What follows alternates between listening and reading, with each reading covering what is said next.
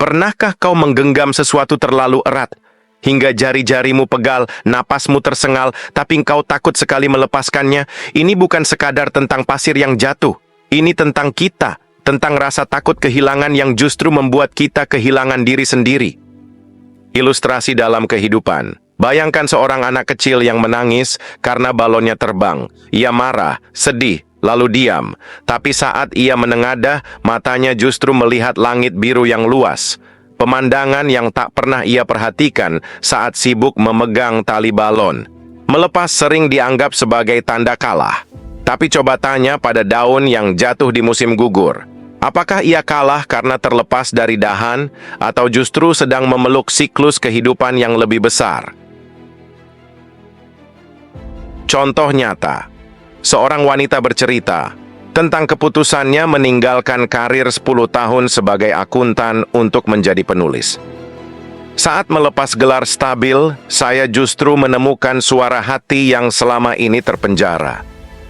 Afirmasi. Melepas bukan mengorbankan diri, tapi memilih hidup. Bukan akhir, tapi pintu menuju versi dirimu yang lebih utuh. Kita sering memilih menderita dalam kebiasaan yang dikenal daripada menghadapi ketidakpastian yang asing.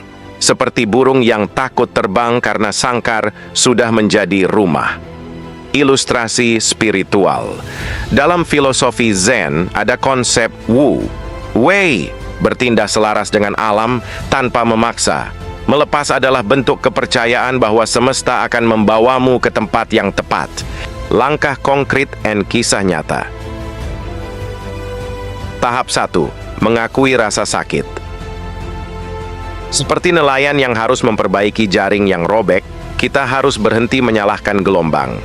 Contoh, seorang ayah yang akhirnya memaafkan dirinya sendiri setelah gagal menjadi provider sempurna.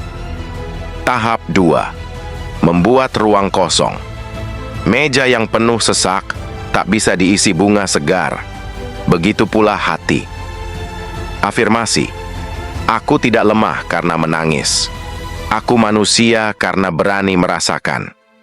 Dalam Al-Quran ada ayat, boleh jadi kamu membenci sesuatu, padahal ia amat baik bagimu.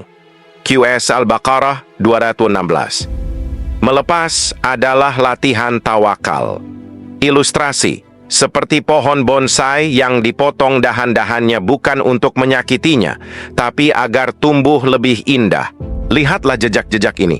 Mereka pernah ada, tapi tak perlu dipertahankan. Begitu pula dengan masa lalumu.